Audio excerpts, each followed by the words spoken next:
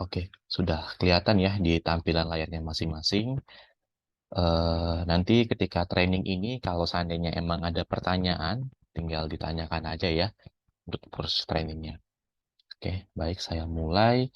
Nah, ini nanti di klinik, itu kan dapat beberapa login ya, yang pernah mungkin saya sampaikan juga ketika training sebelumnya. Itu ada akunnya pendaftaran ya, bagian pendaftaran, sama ada bagian perawat juga, sama ada login untuk per masing-masing dokternya nanti, sama nanti juga ada login untuk bagian apoteknya. Nah, di sini kita juga ada login untuk bagian lab juga. Jadi kalau seandainya di klinik ada bagian labnya, itu bisa pakai loginnya juga nantinya. Seperti itu. Nah, ini nanti untuk yang di bagian pendaftaran, itu kurang lebih tampilannya seperti ini nantinya. Nah, ini saya trainingnya pakai yang punya saya ya, pakai yang klinik demo. Jadi nanti kalau mau dicoba di punyanya klinik sendiri itu juga bisa. Nanti di bagian yang akunnya pendaftaran ini, mungkin sebelum nantinya mau menggunakan aplikasinya, tolong di-setting terlebih dahulu untuk jadwal praktik masing-masing dokternya. Seperti itu. Jadi sebelum kita mau gunain aplikasinya untuk pelayanan, setting terlebih dahulu untuk jadwal masing-masing dokternya. Kayak gitu.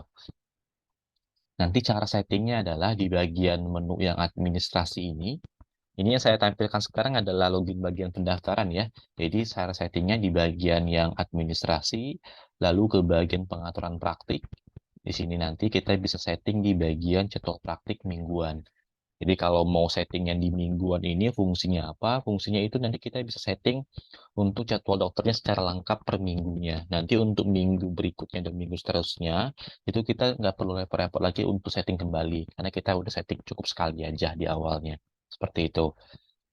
Nah, ini kalau kita mau buka di bagian yang praktik mingguan, nanti dia akan tampil seperti ini bentuknya. Mungkin kalau di kliniknya belum disetting jadwal praktiknya, di Dr. Tool kliniknya, mungkin nanti ini bentuknya tampilannya masih kosong.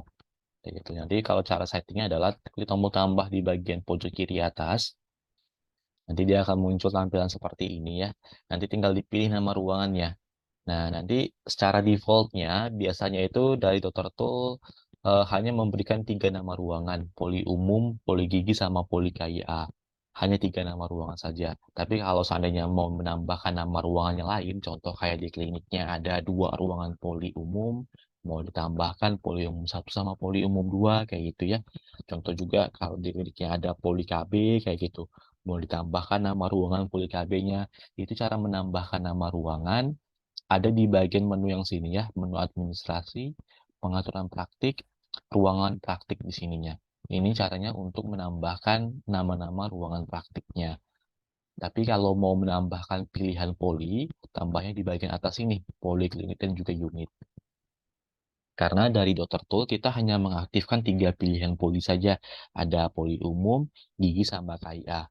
Tapi kalau mau menambahkan pilihan polinya, tinggal diaktifkan di bagian fitur yang ini atau menu yang ini. Gitu ya, di sini ada poli KB juga gitu ya. Ada poli obstetri juga, ini untuk obgyn gitu kalau mau diaktifkan. Seperti itu. Di bawah, bagian bawahnya ini juga ada pilihan poli home care juga kalau seandainya terdapat di klinik. Seperti itu. Oke, lanjut ke bagian yang settingan praktik tadi ya, yang di bagian jadwal praktik mingguan. Klik tombol tambahnya, lalu pilih nama ruangannya. Saya ambil contoh di sini poli umum 1, lalu pilih nama dokternya. Nah, di sini kan muncul beberapa pilihan nama dokter. Nah, munculnya pilihan nama dokter ini sesuai dengan login dokternya yang sudah dibuatkan. Jadi nanti coba setting terlebih dahulu untuk jadwal dokternya. Kalau seandainya pilihan nama dokternya masih kurang atau mungkin cuma muncul satu atau mungkin ada beberapa dokter yang tidak muncul pilihan nama dokternya, nanti diinformasikan ke dokter tool saja. Nanti kita bantu buatkan loginnya. Kayak gitu. Nanti diinfokan di dokter tool atau mungkin diinfokan di grupnya untuk nama-nama dokternya. Nanti kita bantukan untuk buat login-login dokternya. Seperti itu. Nanti tinggal dipilih nama dokternya, lalu tinggal diklik tombol tambah jadwal.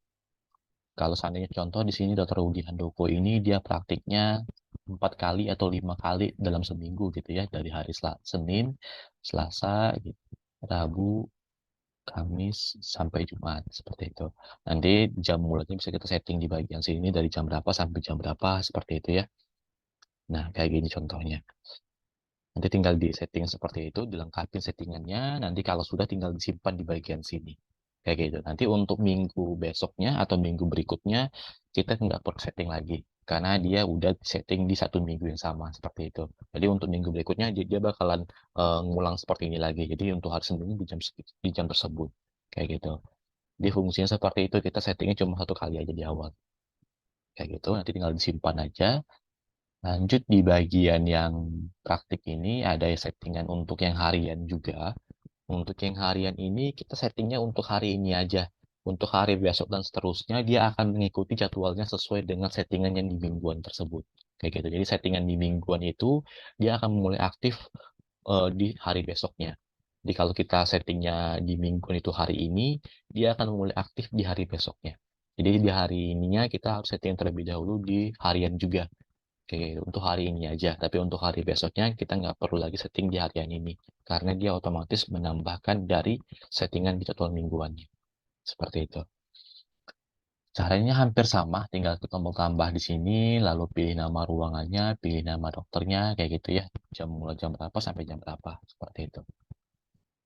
Oke, itu settingan yang bagian jadwal praktik masing-masing dokternya. Lalu lanjut di sini ada juga settingan pengaturan FKTP. Di bagian pengaturan FKTP ini mungkin nanti tinggal dilihat aja apakah informasinya sudah lengkap atau belum. Takutnya nanti mungkin logo kliniknya belum ada gitu ya, atau mungkin nomor izin vaskes kliniknya belum dimasukin gitu.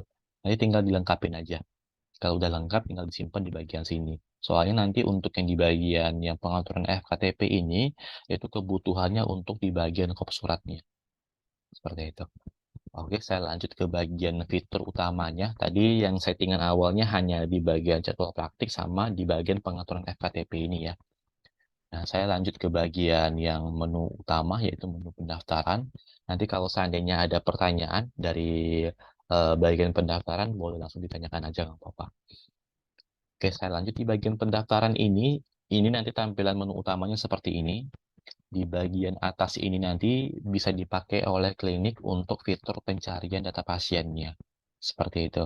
Jadi fitur pencarian data pasien ini dengan catatan kalau seandainya pasiennya itu udah terdaftar di kliniknya atau udah terdaftar di database kliniknya.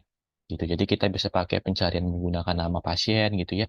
Di sini ada kolom pencarian menggunakan nama pasien atau menggunakan tanggal lahir pasien ataupun menggunakan nomor JKNK si pasiennya. Di sini juga kita bisa ubah pilihannya menggunakan nomor LM, nomor NIK, ataupun nomor handphone sebagai pencarian data pasiennya. Seperti itu. Contoh kalau menggunakan nomor JKNKIS, kita cukup menginputkan 5 angka di belakang nomor JKNKIS-nya saja. Contoh ya, di sini saya pakai nama dulu. Nah, ini ada namanya Aprinaldi. Nah, ini coba kita pakai 5 angka di belakangnya. Saya ketik di sini 03925 gitu ya. Lalu enter. Nanti dia akan muncul data pasien di bagian bawah ini yang nomor CKNPIS-nya belakangnya seperti ini. 03925. Nah, itu fungsinya untuk pencarian data pasiennya. Jadi artinya pasien ini pernah ditambahkan atau pernah didaftarkan di klinik. Nanti tinggal masukin ke antrean di bagian sini. Di sini ada dua tombol ya, ada masuk antrean sama sunting profile. Masuk antrean ini fungsinya itu untuk masukin si pasien ini ke antrean kunjungannya. Contoh kalau kita klik ini, tidak akan muncul tampilan seperti ini untuk masukin si pasien ini ke antrean kunjungan. Kita bisa pilih pembiayanya apa gitu ya. Contoh JKNKIS, nanti di bagian sini kita bisa lihat status aktif JKNKIS si pasien. Kayak gitu, apakah dia aktif atau non-aktif atau bagaimana. Seperti itu. Nanti di bagian sini kita bisa pilih alasan pasien itu dia berkunjungnya apa gitu ya. Contoh sakit, atau dia mungkin hanya kontrol saja, atau mungkin pasien prolani, seperti itu. Nah, di sini tinggal dipilih aja alasannya. Nanti ini ada pilihan poli juga di bagian sini ya. Untuk pilihan polinya ini sesuai dengan jadwal praktik harian dokter yang udah disetting. Kayak gitu. Nanti di sini akan muncul juga pilihan nama dokternya. Seperti itu. Nanti tinggal disimpan di bagian sini. Yaitu untuk mendaftarkan pasiennya ke antrian kunjungannya. Seperti itu. Lalu di sini ada tombol sunting profile. Tombol sunting profile ini untuk ubah profil pasiennya. Kalau seandainya ada kesalahan penginputan nama pasien atau mungkin mau ubah alamat pasien, itu pakai tombol sunting profil tersebut. Nanti kita tinggal edit informasinya apa yang mau diubah. Nanti di tombol simpennya ada di bagian asuransi di sini, simpennya di bagian yang di sini, submit. Seperti itu. Kalau mau menambahkan data pasien baru, contoh kalau kita cari datanya nggak ketemu gitu ya, tambahkan ya sebagai pasien baru. Di sini ada tombol tambah peserta baru, diklik saja. Nanti dia akan muncul tampilan seperti ini untuk pengisian identitas pasiennya. Untuk pengisian identitas pasien ini, untuk menambahkan pasien BPJS dan pasien umum pakai tombol tambah yang tadi, tambah peserta baru tadi. Kalau dia pasien BPJS, cukup kita inputkan nomor BPJS secara lengkap di bagian sini, 13 digit angka gitu ya, 000 atau berapa gitu. Nanti di sini ada tombol cek BPJS. Tombol cek BPJS ini fungsinya kalau kita klik nanti untuk informasi yang di bagian bawah sini akan terisi otomatis. Mulai dari nama si pasien, tanggal lahirnya, gitu ya, jenis kelaminnya, terus apakah dia vaskes ini atau enggak, gitu ya, dia muncul datanya di bagian sini. Apakah dia pasien prolanis, nanti ini otomatis ke klik nantinya, otomatis keisi. Seperti itu. Nah, itu untuk pasien BPJS. Nanti kemungkinan untuk pasien BPJS ini, kalau kita pakai cek BPJS, dia kan akan narik data dari pikernya ke dokter toolnya. Yang ditarik itu adalah data profil pasiennya. Kemungkinan itu yang tidak ketarik adalah nomor NIK sama alamat domisilinya. Jadi kalau seandainya nomor NIK-nya itu nggak keisi otomatis, kita harus inputkan manual terlebih dahulu. Contoh nama pasien adalah eh, Henry gitu ya. Henry Novanto gitu contoh namanya. Nanti kita masukin NIK-nya ini kalau dia bawa KTP boleh kita masukin NIK-nya, tapi kalau ada informasi NIK di kartu JKE-nya boleh kita masukin juga, tapi kalau seandainya tidak ada, kita bisa pakai nama depan si pasiennya, Henry gitu, terus diikuti dengan angka sembarangan saja. Supaya nanti kotak NIK ini tetap keisi. Soalnya kalau kotak NIK ini tidak keisi, datanya nggak bakal bisa kesimpan. Karena yang isian wajib di bagian profil pasien ini adalah nomor NIK, nama depan si pasien, jenis kelamin, sama alamat domisili. 4 isian itu wajib harus diisi, tidak boleh kosong. Jadi mulai dari NIK ini wajib, nama depan ini wajib, jenis kelamin, sama alamat domisili. Itu wajib harus diisi, tidak boleh kosong. Selebihnya untuk yang kotak yang warna putih ini sifatnya opsional. Artinya boleh diisi, boleh dikosongkan juga nggak apa-apa. Seperti itu. Untuk ini alamat domisilinya Jakarta. Ini ada inputan nomor handphone juga di bagian sini kalau mau diinputkan ya gitu. Nah, seperti itu. Nah, ini nanti untuk pengisiannya kurang lebih seperti ini. NIK yang harus diisi, nomor JKNIK sini opsional aja. Kalau dia memang dia pasien BPJS boleh kita isi, kalau tidak juga nggak apa-apa. Terus ini ada nama depan si pasien, tempat lahir boleh masukin di bagian sini. Ini ada tanggal lahir juga dan di bagian sini. Contoh cara penginputannya adalah mulai dari tanggalnya, lalu bulan, strip, lalu tahunnya. Kayak gitu. Nah, ini ada pekerjaan juga. Tergantung ya, kalau mau diisi boleh, kalau nggak juga nggak apa-apa. Oke, ini udah keisi semua kotaknya warna merahnya. Nanti langsung ke bagian asuransi saja. Yang di bagian atasnya ada asuransi pilihannya. Ke bagian asuransi, lalu submit di bagian sini. Submit di bagian sini. Karena kontak darurat ini sifatnya opsional, kontak pekerjaan juga sifatnya opsional, jadi kita skip aja nggak apa-apa. Gitu. Jadi langsung ke bagian asuransi, simpennya di bagian sini. Nah, seperti itu. Itu proses untuk menambahkan pasien baru. Kayak gitu. Nanti dia langsung kita masukin ke antrean seperti ini, masuk antrean, lalu pilih nomor JKNKIS contoh ya, pilih penanggung biayanya JKNKIS, alasannya sakit gitu ya, ke poli umumnya, ke dokter Budianto. Nanti lalu disimpan. Oke itu. Nanti ini kalau kita klik OK, dia akan cetak nomor antrean pasiennya. Cuman kalau mau cetak nomor antrean ini, dia harus pakai printer thermal ukuran 80 mili. Jadi kalau di kliniknya ada printer thermal ukuran 80 mili, bisa dipakai tombol ini nantinya. Tapi kalau tidak ada, di cancel aja nggak apa-apa. Nanti dia akan masuk ke bagian bawah sini untuk antrean pasiennya. Jadi antrean pasien akan muncul di bagian bawah sini ya.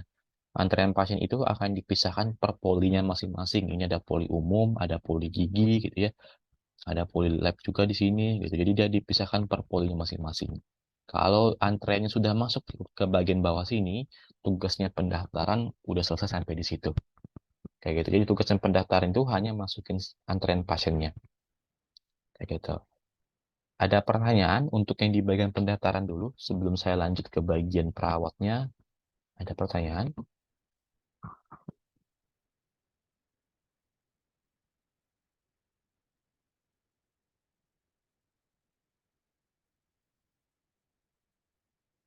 Untuk yang di bagian pendaftarannya, ada pertanyaan? Kira-kira apa sudah jelas mungkin?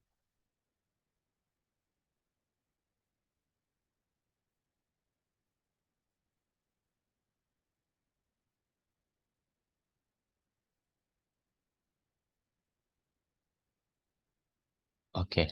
Kalau tidak ada pertanyaan, saya lanjut ya. Nanti kalau seandainya ada pertanyaan, boleh tanyakan langsung saja. Ini nanti kalau pasiennya sudah didaftarkan ke antrean kunjungan, itu status pertamanya adalah ruang tunggu seperti ini. Ini adalah status pertamanya pasien kalau dia sudah didaftarkan. Nanti kalau dia diperiksa sama si perawat, nanti statusnya akan berubah menjadi ruang tunggu poli namanya. Jadi artinya itu kalau dia udah berubah jadi ruang tunggu poli, dokter boleh periksa pasien tersebut. Karena dia udah diperiksa screening awal oleh bagian perawatnya.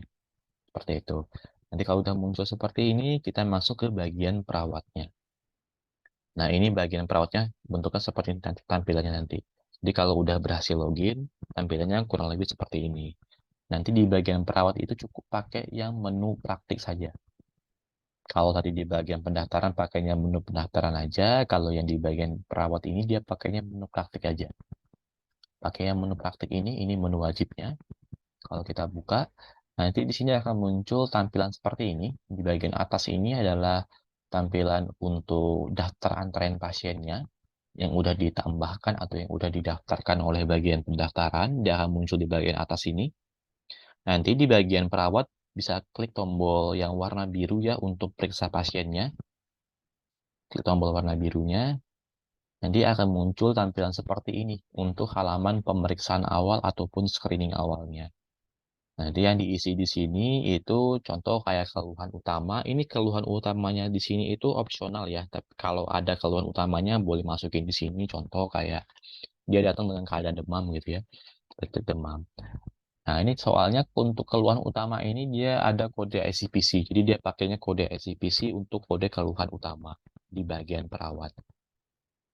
Kayak demam, terus mungkin mual gitu ya. Mual ada di sini juga atau mungkin pusing gitu juga ada atau mungkin ada keluhan di bagian perutnya, dalam perut atau mungkin ada keluhan di bagian kepala gitu ya.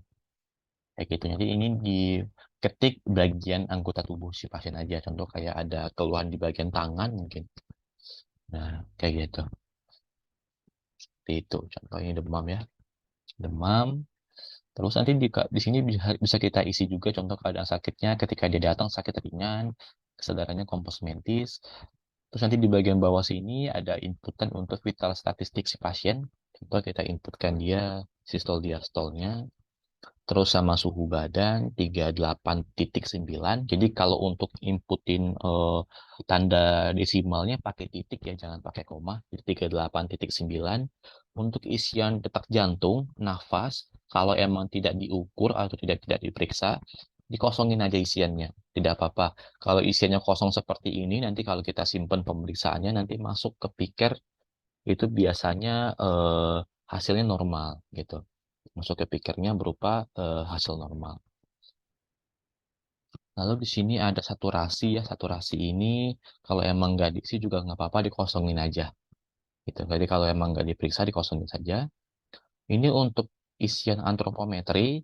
Untuk kunjungan pertama si pasien itu harus diisi di awal terlebih dahulu. Contoh di sini 170 per 80 gitu ya. Tingginya 170, beratnya 80 gitu. Lalu kita enter, nanti untuk IMT-nya akan keisi otomatis. Nanti untuk kunjungan selanjutnya, ini isian antropometrinya bakalan ngikut dari kunjungan sebelumnya. Jadi nggak perlu repot-repot lagi untuk isi di kunjungan berikutnya. Cukup diinputkan di kunjungan pertama pasien saja. Kayak gitu. Lalu lanjut ke bagian bawahnya, ini ada catatan petugas. di bagian catatan petugas ini perawatnya bisa input keterangan lengkap dari keluhan si pasien. Contoh kayak dia ada keluhan-keluhan lainnya kayak ada batuk pilek gitu ya, dan radang gitu. Jadi di sini bisa diinput bebas sama bagian perawatnya dari keluhan-keluhan si pasiennya. Supaya nanti akan kebaca di bagian dokternya nanti. Seperti itu. Terus di sini juga ada daftar alergi pasien kalau dia punya alergi ya, tapi kalau tidak ada dikosongin aja. Tapi kalau ada diisi gitu ya, dipilih seperti ini. Contoh dia ada alergi obat-obatan amoxicillin gitu ya. Sejak tidak diketahui, simpan. Nah, seperti itu. Ini untuk isian di bagian perawatnya. Cukup seperti ini aja.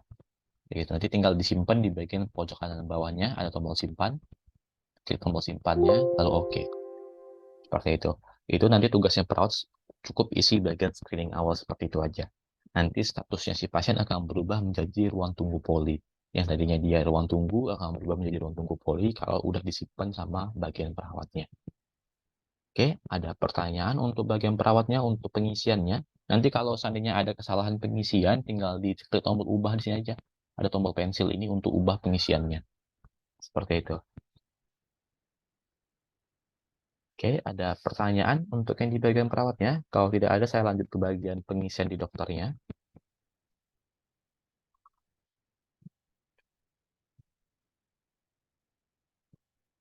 Oke, saya lanjut ke bagian dokternya ya. Saya lanjut ke bagian dokternya.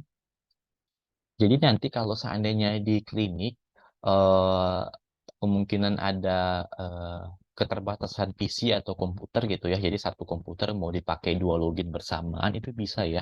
Contoh kalau di pendaftaran untuk yang di meja perawatnya belum ada komputer atau mungkin belum ada laptop di sana, nanti mungkin boleh pinjem ataupun nebeng ataupun numpang login gitu ya. Nanti login berbarengan di satu komputer yang sama. Jadi login berbarengan di komputer yang pendaftaran itu boleh. Jadi contoh kayak saya ini, saya bisa buka dua login berbarengan seperti ini bentuknya. Jadi buka login pendaftaran ataupun login perawat.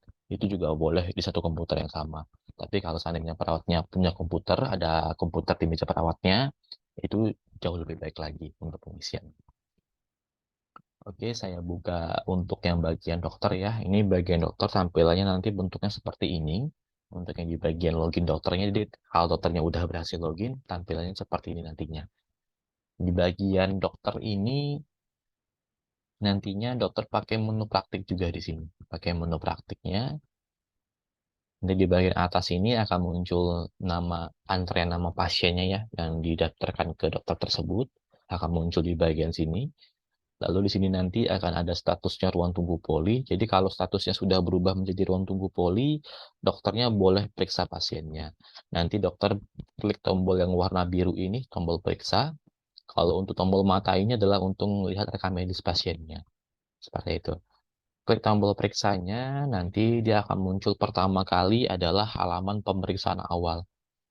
Halaman pemeriksaan awalnya ini yang sudah terisi oleh bagian perawatnya nanti.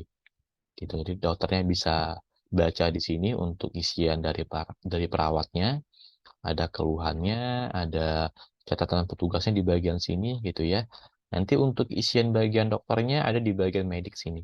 Ada di bagian medik, tinggal di yang menu mediknya untuk pemeriksaan medik gitu ya.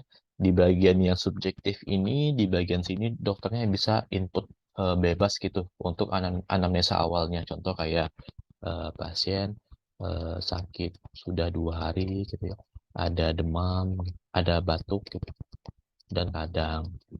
Seperti itu. Ini isian bebas sama dokternya, boleh diinput ataupun mau dikosongin juga nggak apa-apa.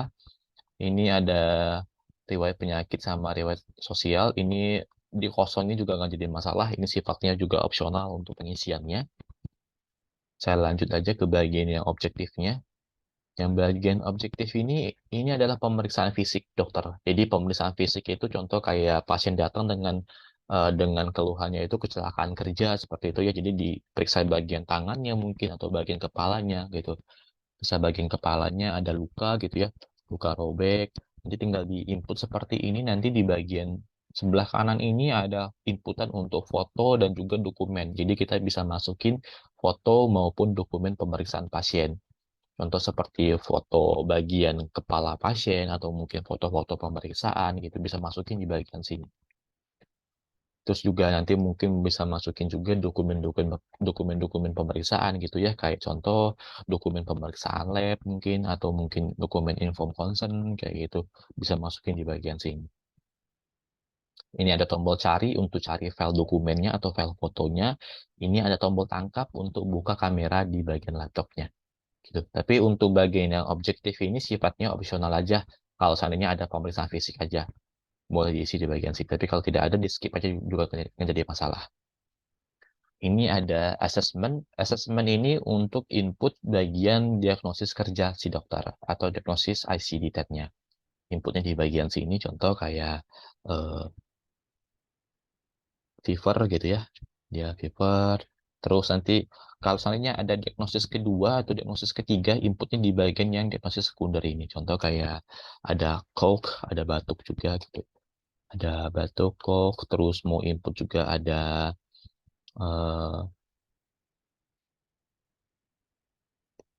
ada ISPA juga gitu mungkin. Gitu. Jadi ini bisa diinputkan lebih dari dua diagnosis seperti itu. Kalau dia ada diagnosis kedua dan juga diagnosis ketiganya. Di bagian assessment yang diinputkan yang paling wajib adalah ICD-10-nya aja di bagian sini. Lalu lanjut ke bagian yang perencanaan ya. Ini yang di bagian perencanaan itu biasanya difungsikan untuk menginput resep maupun tindakan nantinya. Kalau ada resep dan juga tindakan, input di bagian perencanaan ini di bagian dokternya. Contoh di sini ada tombol tambah resep ya, tombol tambah resep tidak akan muncul tampilan seperti ini. Di dokternya klik tombol tambah obat, akan muncul baris baru seperti ini. Di bagian kolom nama obat ini, dokternya bisa inputkan nama obatnya. Bisa inputkan nama obatnya di bagian sini. Saya ambil contoh nama obatnya paracetamol gitu ya. Jadi kalau bisa dipilih seperti ini boleh. Yang muncul pilihan ini adalah pilihan dari database obat kliniknya. Jadi di sini yang muncul adalah database obat kliniknya atau master obat yang ada di apoteknya. Dokter boleh pilih dari pilihan yang muncul seperti ini, ataupun dokter juga boleh ketik manual untuk obatnya. Contoh kayak PCT gitu, ketik manual tanpa pilihan dari sini juga boleh. Nggak apa-apa, nggak jadi masalah. Nantinya apotek yang mengeluarkan obatnya. Kayak gitu. Atau pakai yang pilihan kayak gini juga boleh. Nanti di sini ada petunjuk pemakaian. Petunjuk pemakaian ini contoh kayak 3x1 gitu ya. Ketikin angka 3 aja. Nanti di sini akan muncul pilihannya yang sudah disediakan dari dokter toolnya. Boleh pakai pilihan yang dari sini boleh, atau mau ketik manual juga boleh, bebas. Gitu. Nah, itu seperti itu untuk pengisian petunjuk pemakaian. Terus di sini ada isian untuk jumlahnya yang diberikan ke pasien berapa. Contoh di sini 10 gitu ya, 10 kaplet. Nah, ini untuk catatan di sini bebas, mau dikosongin boleh, mau diisi juga nggak jadi mau diisi juga boleh, contoh kayak dihabiskan seperti itu. Nah, ini untuk isian satu item obat. Kalau ada penambahan item obat berikutnya, tinggal tambahkan di bagian sini. Klik lagi tombol tambah obatnya. Seperti itu. Contoh di sini CTM. 3x1 sesudah makan jumlahnya 10. Nah, seperti itu. Nanti kalau ada penambahan puyer atau racikan, tambahnya di bagian sini. Ini ada tombol tambah racikan untuk menambahkan puyernya. Tambah racikan, dia akan muncul tampilan baru seperti ini. Di bagian sini kita isi dengan nama obat racikannya apa. Itu kayak PCT gitu ya. Jumlahnya 2 ditambahkan dengan vitamin mungkin. Vitamin C jumlahnya 2 gitu diraciknya. Nanti di sini tinggal kita masukin petunjuk pemakaian gimana. Di bawahnya ada jumlahnya berapa bungkusnya. Seperti itu. Tinggal disimpan di bagian sini. Ini kalau resepnya udah sesuai, tinggal disimpan di bagian bawah sini ya. Atau mau simpannya di bagian sini. Nanti untuk resep ini bisa ditambahkan sebagai paket juga. Contoh kalau mau menambahkan resep ini sebagai paket, namanya paket resep resep demam gitu ya. Demam umum gitu. Nanti tinggal disimpan di bagian sini. Kalau seandainya kita mau meresepin untuk pasien berikutnya, contohnya ya, kita mau meresepin, kita bisa pakai fungsi ataupun fitur yang dari paket ini. Tinggal diklik tombol tambah paketnya, lalu pilih nama paketnya. Ini nama paket yang udah pernah dibuat munculnya seperti ini. Nah, ini yang paket yang paling terbaru tadi, tinggal dipilih, nanti dia akan muncul seperti ini kembali. Jadi paket yang udah kesimpan tadi akan bisa kita buka kembali. Kalau kita mau ubah, contoh mau ubah jumlahnya, itu bisa diubah. Kayak gitu. Oke, seperti itu ya. Itu untuk menambahkan resep. Nanti di sini juga ada dari history. Dari history ini nanti fungsinya itu untuk mengambil obat pasien dari histori kunjungan sebelumnya. Jadi kita bisa pakai resep dari kunjungan sebelumnya. Seperti itu. Ini karena dia kunjungan pertama, jadi belum ada kunjungan sebelumnya. Ini saya simpan di bagian sini untuk resepnya. Lalu oke. Nah, itu cara untuk menambahkan resep. Nanti kalau ada tindakan-tindakan, tambahnya di bagian sebelah kanan resep ini ada tombol tambah tindakan. Kita klik, nanti dia akan muncul tampilan seperti ini. Di bagian prosedur medisnya kita bisa cari nama tindakannya sesuai dengan master tindakan yang ada di akun super nantinya. Akun super itu dipakai oleh owner maupun penanggung jawab klinik nantinya. Jadi owner maupun penanggung jawab klinik bisa tambahkan tindakan di akun super nantinya. Di situ ada fitur untuk menambahkan daftar-daftar harga-harga tindakan dan juga harga-harga lab masuknya di bagian situ. Di bagian sini, di bagian prosedur medis ini dokter cuman pilih nama tindakannya aja. Contoh dicari seperti ini, acting gitu ya. Nah, seperti ini. Ini dia karena dia pembiayanya BPJS, harganya 0 seperti ini. Nanti contohnya ada tindakan berikutnya lagi, tindakan yang kedua, dia ada tindakan suntik gitu ya.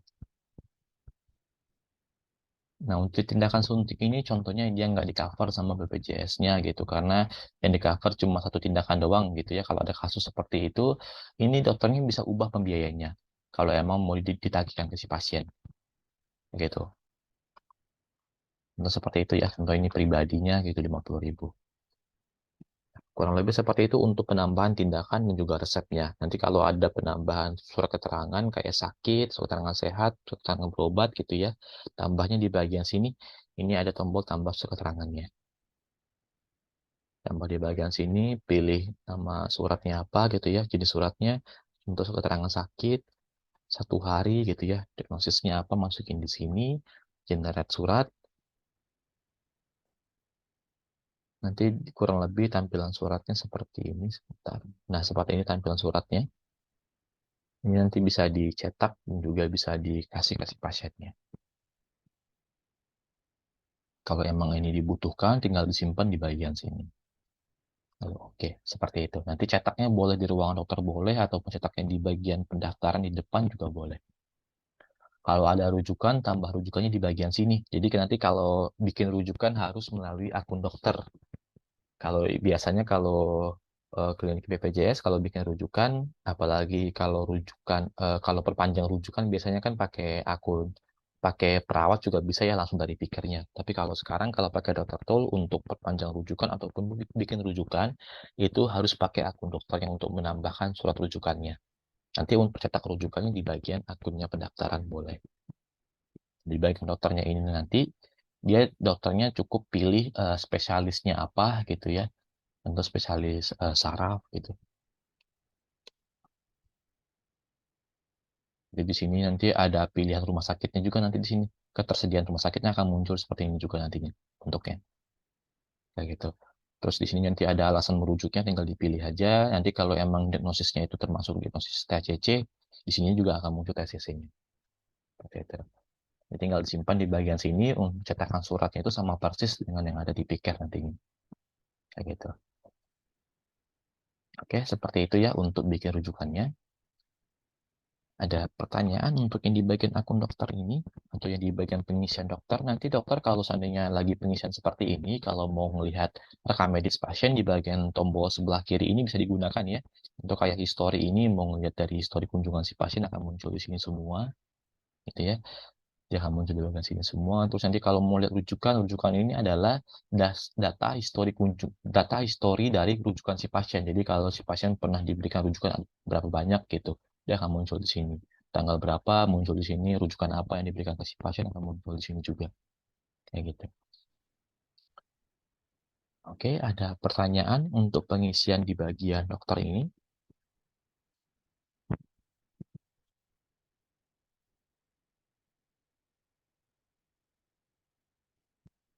Jadi kalau seandainya pengisian sudah selesai, untuk tombol simpannya ada di bagian pojok sebelah kanan ini. Tombol simpannya di bagian sini. Nah, diklik tombol simpannya, lalu oke. Ini artinya adalah TTV-nya ada beberapa yang dikosongin sama perawat, tapi nanti masuk ke pikirnya berupa nilai normal. Kalau yang dikosongin itu nggak apa-apa. Tinggal di-okein aja. Nanti kalau udah selesai dari perawat, udah selesai dari dokter, dia akan langsung masuk ke bagian apotek untuk resepnya. Seperti itu. Ada pertanyaan untuk yang di bagian sini, di bagian dokternya untuk pengisiannya.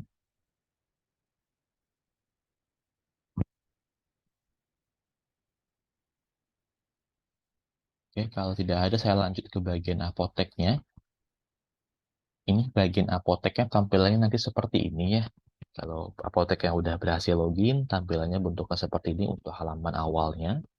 Nanti apotek pakai menu penjualan di sini ya. Di bagian menu penjualan ada yang namanya penjualan dari resep.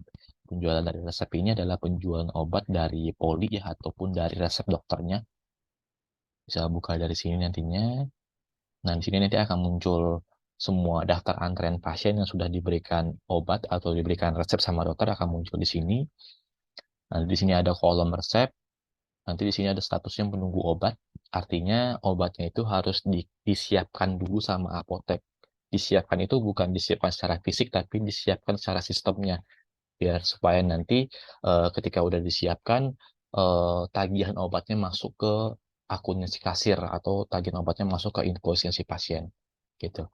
Di sini ada tombol tambah ya, tombol untuk siapkan obatnya. Nah, ini artinya siapkan obat secara fisiknya supaya nanti di bagian yang kolom produk keluarnya bakalan muncul gitu. Tambahkan di sini ya, siapkan, tuh tombol siapkannya. Nanti di sini akan muncul tampilan seperti ini. Di bagian sebelah kiri ini adalah resep yang diberikan sama dokternya. Di bagian sebelah kanan ini adalah keranjang belanjanya. Jadi keranjang belanja inilah obat ataupun resep yang diberikan ke si pasien nantinya. Jadi keranjang belanja ini bisa diubah oleh bagian apotek. Contoh kayak CTM. Contoh CTM ini mau dikasih ke jenis ke obat yang berbeda atau merek yang berbeda gitu. Karena merek yang ini udah habis mungkin seperti itu boleh juga. Jadi yang ini dihapus terus diganti dengan obat yang berbeda di sininya nantinya. Contoh seperti ini. Nah, gitu. Itu juga boleh. Jadi nanti obat yang keluar itu tergantung dari apotek nantinya yang memberikan. Seperti itu. Jadi contoh di sini juga jumlahnya nggak mau dikurangin gitu. 8 itu juga boleh. Jadi jumlah yang muncul di sini itu adalah jumlah yang diberikan sama dokternya. Seperti itu. Jadi tinggal disimpan di bagian sini kalau udah sesuai tinggal disimpan di sini. Disimpan lalu oke. Nah, itu artinya obatnya udah disiapkan sama si apotek, nanti statusnya udah berubah menjadi ruang tunggu kasir. Dia udah boleh dibayarkan sama apoteknya atau sama pendaftaran itu juga boleh. Tergantung dari kliniknya aja. Untuk yang bagian kasir atau bagian pembayaran pasien, apakah nempel di bagian pendaftarannya ataukah nempel di bagian apoteknya. Karena di bagian apotek ini kita ada tombol bayar di bagian sini. Tombol bayarnya ada di bagian sini. Kalau di bagian pendaftaran juga ada tombol bayarnya. Di sini, di bagian pendaftaran. Seperti itu. Jadi tergantung dari implementasi di kliniknya aja. Kalau di klinik itu pasien diarahkan kemana untuk membayar, apakah langsung di meja apoteknya atau mau kembali ke bagian pendaftarannya. Seperti itu. Di sini ada tombol bayarnya. Saya ambil contoh dari bagian apotek aja. Di sini ada tombol bayarnya di sini. Tinggal diklik tombol bayar. Nanti akan muncul tagihan seperti ini. Karena tadi dia penanggung biaya JKN, ini ada beberapa yang free gitu ya. Yang ini ada injeksinya tadi saya pakai yang pribadi di bagian dokternya. Nanti di bagian yang invoice ini apotek atau kasir bisa mengubah jenis pembiayaan juga. Atau mau diubah nih ke JKN itu juga bisa. Gitu. Nanti di sini ada beberapa obat yang di cover BPJS dan juga ada yang tidak. Ini nanti tergantung dari settingan master obatnya di apoteknya. Nanti saya kasih tahu juga untuk settingan master obatnya seperti apa. Nah, di sini kita scroll ke bagian bawah, kalau ada total biaya seperti ini, kita masukin di bagian sini. Tunai, nominal pembiayanya itu 30.000 contohnya ya. Kita ada kembalian sebesar segini, tinggal kita simpan di bagian sini. Seperti itu. Nanti di sini akan muncul pilihan cetakannya ya, ada pilihan cetakan billingnya, ada 3 jenis, ada kwitansi, ada billing kecil, ada billing besar. Kalau kwitansi, kita coba buka ya tampilannya. Di sini juga ada etiket nantinya bisa digunakan juga kalau mau dipakai ya. Ini ada cetak resep, ada surat keterangan sehat tadi, surat keterangan sakit, ada inform consent juga.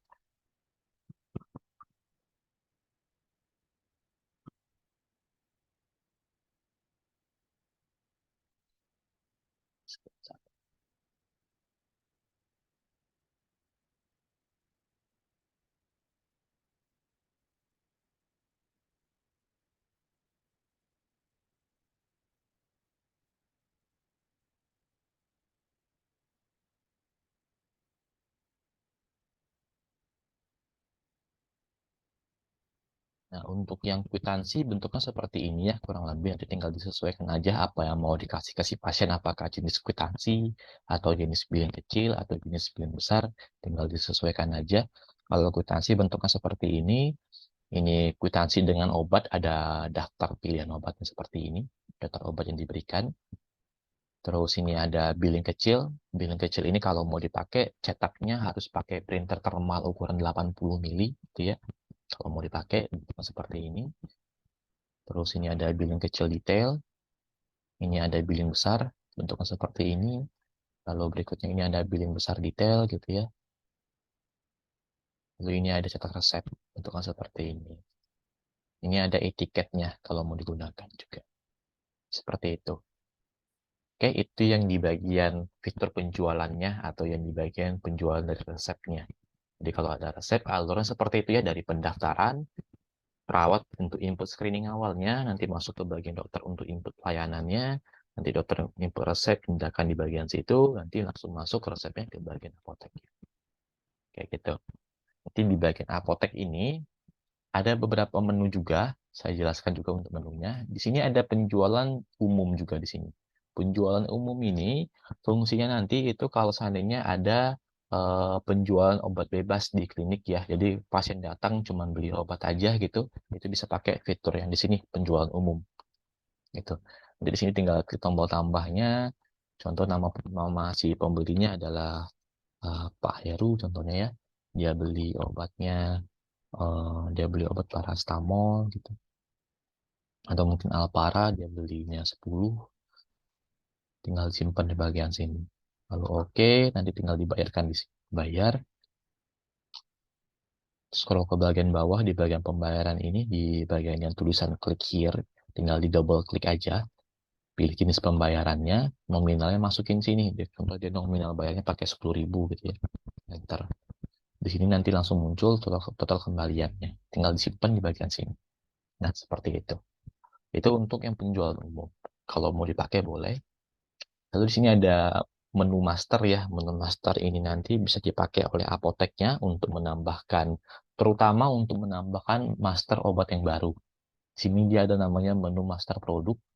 Master produk ini nanti akan muncul semua daftar nama-nama produk ataupun nama-nama obat-obatan yang ada di kliniknya. Dia akan muncul di bagian sini nantinya. Nah, nama-nama obat inilah yang nantinya itu yang dicari sama dokter di bagian pelayanannya. Jadi dokter kalau dia lagi praktik, cari nama obat inilah yang akan muncul di bagian pencariannya itu. Seperti itu. Jadi nanti kalau seandainya mau menambahkan item ataupun mau menambahkan master obat yang baru, tambahnya di bagian sini. Contoh di sini nggak ada nama obatnya, padahal di fisiknya ada gitu di kliniknya. Tambahkan di bagian sini. Tambah nama obatnya apa, isi di bagian sini nama obatnya, gitu ya. Apa nama obat contoh kayak Antalgin atau apa gitu masukin di bagian sini. Jadi ini ada pilihan jenis produknya apa gitu ya. Pilihan jenis produknya ini nanti kita bisa tambahkan juga untuk master jenisnya. Contoh kayak ada pilihan jenisnya sebagai BHP mungkin kalau mau ditambahkan gitu itu bisa. Di sini juga nanti ada master satuan juga nantinya di bagian master yang tadi. Ini ada pilihan-pilihan satuan-satuannya. Terus di sini ada HPP. HPP ini nanti untuk input harga beli obatnya ya atau harga modal obatnya. Contoh di sini kita masukin satuannya itu per tablet. Jadi harga modal per tabletnya berapa masukin di sini angkanya. Terus harga jual per tabletnya berapa masukin di sini. Contoh 500 perak kayak gitu. Ini untuk harga jual, ini untuk harga modalnya. Di sini nanti ada margin juga, kalau kita mau pakai margin untuk nentuin harga jual, itu juga bisa. Masukin angka marginnya di sini, lalu klik tombol enter.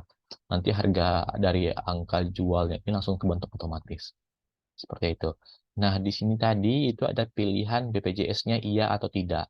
Nah, inilah nanti yang akan menentukan apakah obat ini di cover BPJS atau tidak.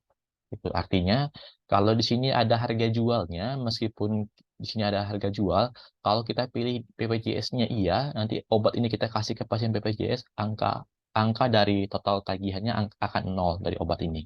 Gitu. Jadi obat ini nanti tagihannya ke pasien akan nol. Kalau kita pilih BPJS-nya iya. Tapi kalau kita pilih tidak, nanti untuk pasien BPJS-nya tagihannya muncul untuk obat ini. Gitu. Jadi kalau kita pilih ya, untuk pasien BPJS-nya nol, tapi untuk pasien umumnya bakal muncul harganya. Kayak gitu. Itu untuk settingan dari bagian yang master obat ini. Oke, seperti itu. Lalu tadi di sini ada beberapa master nantinya ya bisa digunakan. Ada master satuan untuk nambahin satuan-satuannya kayak mungkin strip gitu ya, tablet atau mungkin nambah satuan yang baru gitu ya. Itu bisa. Lalu di sini ada stok opnam. Nanti stok opnam ini fungsinya untuk SO ya, untuk menyesuaikan stok yang dari sistem dengan stok fisiknya. Gitu. Jadi pakai fitur yang itu, fitur yang menu SO. Nanti kalau kita klik tombol tambah yang ada di sini, dia akan muncul tampilan seperti ini untuk tampilan SO-nya. Ini ada tampilan kolom dari nama produknya. Di sini ada kolom jumlah awal, ada kolom jumlah akhir juga. Kolom jumlah awal ini adalah jumlah yang sekarang tercatat di sistemnya. Kalau kita mau SO, kita masukin jumlah akhirnya di bagian kolom sini. Atau jumlah fisiknya di bagian sini. Contoh kayak Alinamin Forte ini jumlah sistemnya 80. Kalau kita hitung secara fisiknya ada 50, kita masukin sininya 50 angkanya. Seperti itu. Nanti sistem akan menyesuaikan jumlahnya menjadi 50. Nanti di laporan mutasi stoknya akan muncul eh, total SO-nya untuk produk ini minus 30 berarti. Seperti itu. Oke, itu untuk bagian yang SO-nya. Lalu di sini ada purchase order sama stok masuk. Jadi untuk bagian fitur pembelian produk ke PBF ataupun ke supplier, nanti pakai dua fitur ini. Dua fitur ini dia tahapannya berurutan. Jadi dari PO dulu baru ke stok masuk gitu ya. Jadi kita bikin PO terlebih dahulu kalau nanti kita mau pembelian produk gitu atau pembelian obat, pakai menu PO-nya, terus nanti klik tombol tambah di bagian sini, akan muncul tampilan pengisian seperti ini ya. Di bagian sini, di bagian atas kita pilih nama distributornya atau nama PBF-nya ataupun nama suppliernya. Pilihan ini nanti akan muncul sesuai dari isian yang ada di master distributor di sini. Jadi kita tambahkan dulu master distributornya untuk menambahkan nama-nama supplier ataupun nama-nama PBF tempat biasanya klinik beli obat ataupun pengadaan obat. Seperti itu. Tambahkan dulu di bagian sini nantinya, lalu kita bisa masuk ke purchase order untuk pemesanannya. Klik tombol tambah, lalu pilih nama distributor tempat kita pesan obat di mana gitu ya. Contoh di sini Apotek ABF gitu sebagai contoh ya. Lalu tanggal PO-nya tanggal berapa, tinggal kita pilih. Bisa backdate juga, contoh kita pesannya hari kemarin gitu ya, tanggal 4 kita bisa pilih. Gitu. Terus ini ada nama produk yang kita pesan apa di PBF tersebut, contoh kita pesan CTM. CTM-nya kita pesannya 200, artinya kita pesan 2 box gitu. Jadi di sini tetap dia pakainya satuannya tablet ya, sesuai dengan settingan satuan yang ada di masternya. Jadi settingan satuannya ini cuma bisa pakai satuan aja. Gitu. Jadi contoh kalau kita settingnya tablet maupun itu untuk pembelian barang ataupun penjualan, dia akan pakai satu tablet tersebut. Jadi kalau kita belinya 2 box, kita hitung berapa isi dari satu box itu. Saya ambil contoh satu box 100 butir atau 100 tablet. Jadi di sini saya inputkan 200 tablet. Nanti ini tinggal kita tambahin aja. Harga total sama harga beli satuan nanti kita tentukannya ketika stok masuk barang aja. Tambah di sini, lalu contohnya saya beli eh, Antasida gitu ya. Saya beli Antasida Deon. Saya belinya 100 butir, saya tambah. Gitu. Jadi contohnya seperti ini. Jadi kalau ada 10 item produk, tambahkan terus nanti di bagian sini. Nanti kalau udah tinggal disimpan di bagian sini, simpan, nanti dia akan terbentuk seperti ini. Ini kita bisa cetak untuk cetak SP-nya. Nah, ini dia bentuk SP-nya bentuknya kurang lebih seperti ini. Itu ini nanti bisa digunakan untuk surat pemesanannya ke PBX-nya seperti itu. Nanti kalau barangnya atau produk yang udah masuk ke klinik atau udah sampai atau udah masuk barang, kita pakai menu stok masuk di sini. Menu stok masuk, lalu klik tombol tambahnya, lalu pilih nomor PO-nya. Nomor PO-nya itu ada paling atas nomor PO yang baru. Nah, ini tadi barangnya yang kita pesan ya. Nanti ini kita bisa lengkapin ya, tanggal masuk barang tanggal berapa, nomor invoice-nya apa gitu ya. Ini opsional aja, boleh dilengkapin lebih bagus nantinya, lengkapin di bagian sini. Lalu nanti ini kita mau masukin harga belinya, tinggal kita edit di bagian sini. Edit, nanti dia ke bagian atas di sini, kita masukin harga belinya berapa. Harga beli total yang ada di fakturnya. Contoh harga beli total untuk yang CTM ini, eh, untuk 2 box itu atau 200 tablet, saya ambil contoh di sini 40.000. Nah, jadi harga beli satuannya 200 perak. Nanti tanggal expire kita masukin di sini, batch number kita masukin di sini. Lalu kalau sudah kita tinggal kita ubah di bagian sini. Gitu ya, tinggal ini kita edit juga nih. Yang di bagian antasidanya diedit. Antasidanya ini belinya 80.000. 800 harga beli satuannya. Nanti tinggal diubah di bagian sini. Total invoice-nya akan muncul di bagian bawah sini. Kalau udah sesuai tinggal disimpan di bagian sini. Tinggal disimpan. Nanti akan muncul warning seperti ini untuk peringatan ke bagian apoteknya, untuk peringatan kembali apakah jumlahnya udah sesuai dengan faktur yang ada. Kalau udah tinggal di okein aja. Nanti stoknya langsung otomatis bertambah. Seperti itu. Oke, sejauh ini ada pertanyaan untuk semua bagiannya, dari pendaftaran sampai ke bagian apotek ya. Nanti di bagian apotek ini ada beberapa laporan di sini ya, yang bisa digunakan. Ada laporan kasir juga untuk laporan pendapatan harian kliniknya. Ada laporan penjualan produk juga di bagian sini. Ada laporan mutasi stok juga kalau mau dipakai. Mutasi stok bentuknya seperti ini. Per semua item produk ada beberapa kolom di sini nantinya, lengkap kolomnya, gitu ya. Contoh di sini kita mau lihat mutasi stoknya untuk pertanggal hari ini gitu. Nanti periodenya bisa disetting juga ya, tinggal kita atur aja. Nah, ini. Oke, munculnya nanti seperti ini. Ini ada stok jual 10 hal parahnya, stok jual segini gitu ya. Dia akan muncul di sini otomatis. Ini ada stok beli 100 untuk antasidanya, dia akan langsung masuk. Gitu. Di bagian yang master produk tadi juga ada kartu stok di bagian sini, di bagian kolom aksinya. Nah, ini dia di bagian sini. Jadi itu bisa digunakan juga nantinya. Oke, kalau mau tutup bukunya nanti di bagian pendaftaran ini juga ada laporan namanya laporan kasir untuk laporan pendapatannya. Laporan kasir tampilnya nanti bentuknya seperti ini.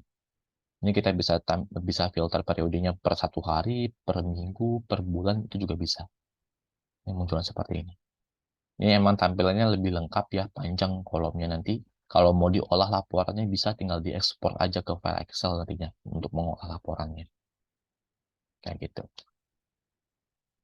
Oke, ada pertanyaan sejauh ini? Untuk semua bagiannya, bagian pendaftaran, perawat, dokternya, atau bagian apoteknya ada pertanyaan?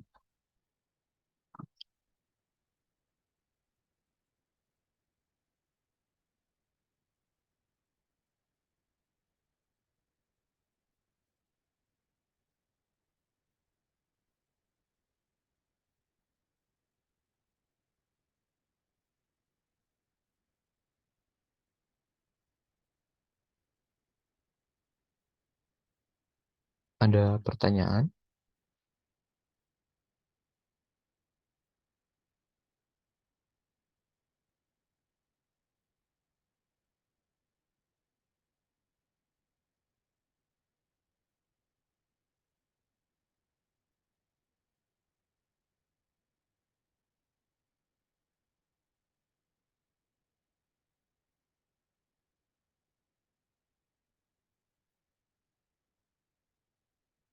Halo? Halo tes, halo, halo. Halo,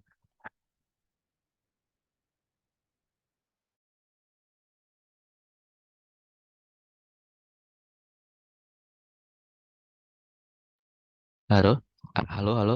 Suara saya ada? Ada pertanyaan?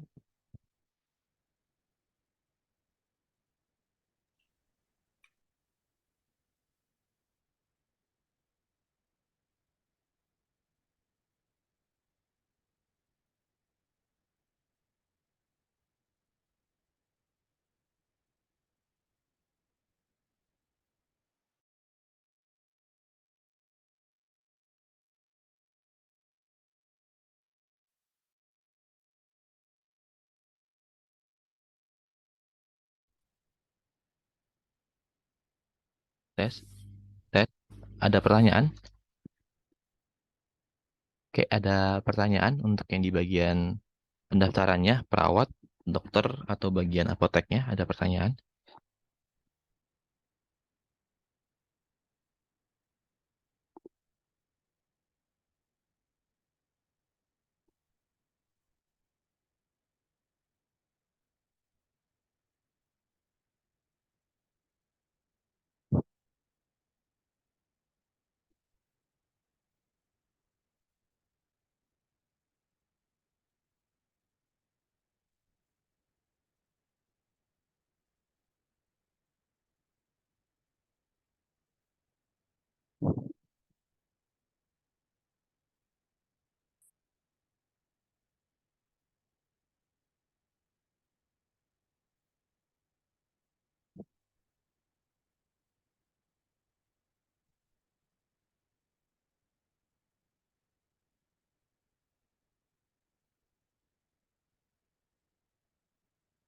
Ada pertanyaan?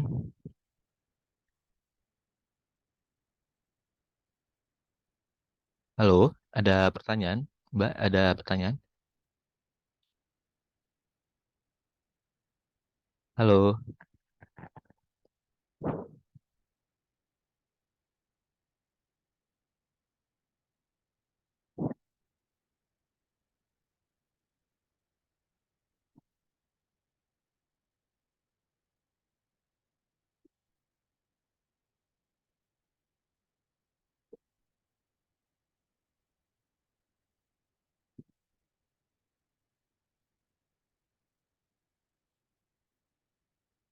halo, ada pertanyaan?